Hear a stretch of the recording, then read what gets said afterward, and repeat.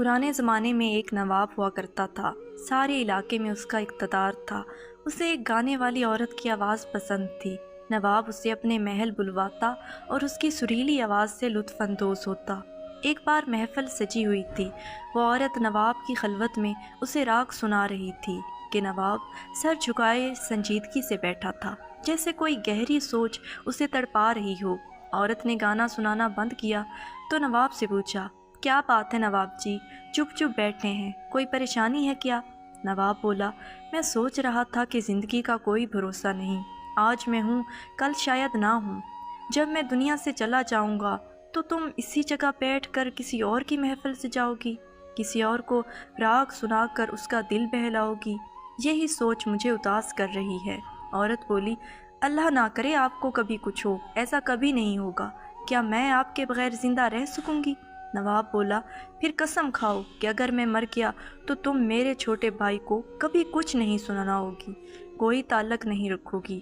عورت نے قسم اٹھائی تو نواب نے اپنے چھوٹے بھائی کو بلایا اور اس سے بھی قسم اٹھائی کہ تم میرے مرنے کے بعد کبھی اسے محفل میں نہیں بلاؤ گے۔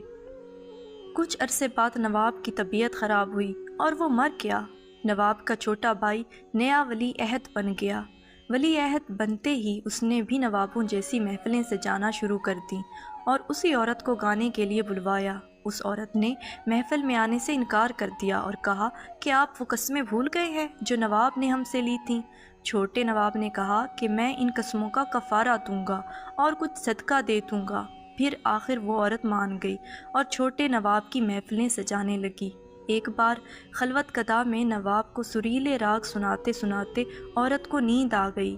عورت نے نیند میں خواب دیکھا کہ بڑے نواب اس سے بہت ناراض ہیں اور اسے آگ کے شعلوں میں جھونک رہے ہیں۔